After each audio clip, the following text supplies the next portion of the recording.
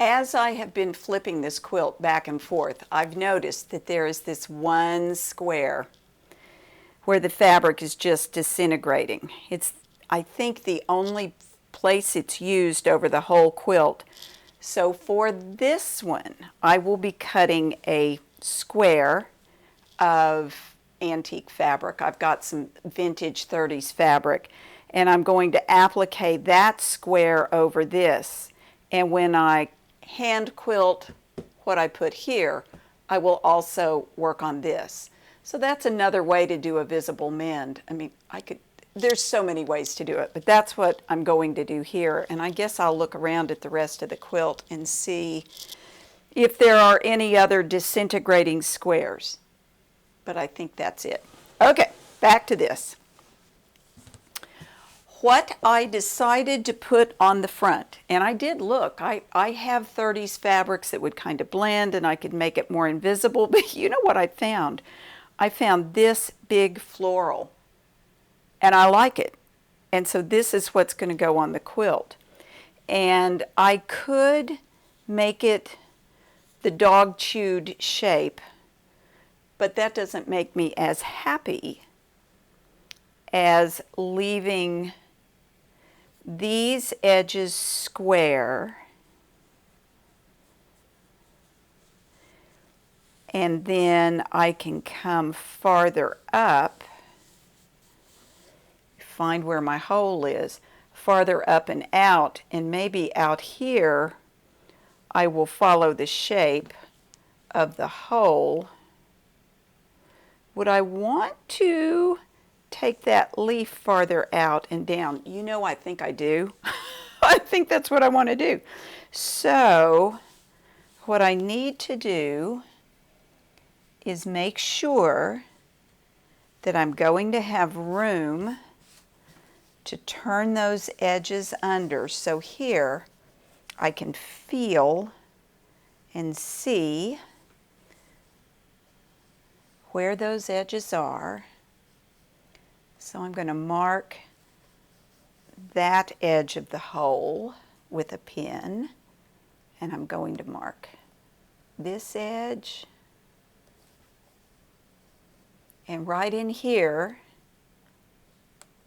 I'll mark that, but I'm just going to let that come out onto the perfectly good part of the quilt. At least that's my plan right now. And there's the edge of the hole, and there's the edge of the hole. So what I'm going to do, whoops, I keep hitting that. What I'm going to do is follow the shape I've made with my pins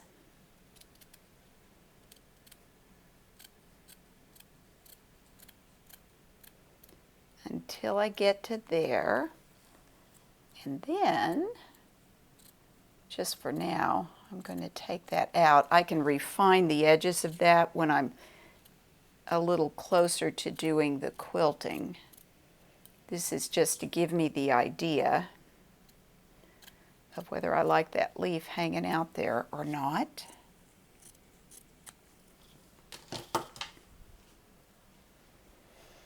I don't know. Do I or don't I? Oh, I think I like the leaf. I think that's good. Yeah, I think I'm going to leave that leaf sticking out. So the next thing I need to do, I'm going to baste again. Can you believe it? And right now, all right, I only put one layer of this really light bat, and I'm feeling the thickness of the rest of the quilt. And it's possible that I need to have another layer of batting there to make it up to level with this other quilt. And if I do that, and I think I might, because you know, as long as I'm doing it, let's do it right. I'm going to take these pins right here so that I can flip this back without moving it out of position. And then I'm going to cut another piece of this batting and place it on and feel it, see if I need to add it or not, and if I do, I will. So I'm going to do that or not, and then I'll be back.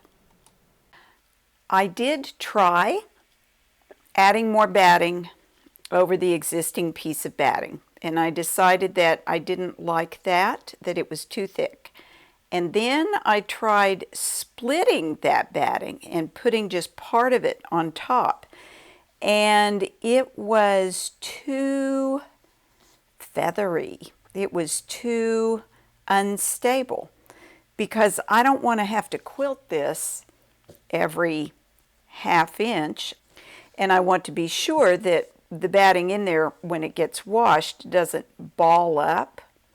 So I chose to leave it as is. And I will do this and get back to you, because you do not need to watch me baste. So I'll be back. So I've got this to the point where I need to sew, and I'm going to do it by hand. So I will turn under these edges on the top and either sew them down with my invisible applique stitch. I could use a heavier thread and make a more visible stitch. I could do a heavier thread and a running stitch. I could do embroidery over the edges. The possibilities are pretty much endless. And the same is going to be true for the back.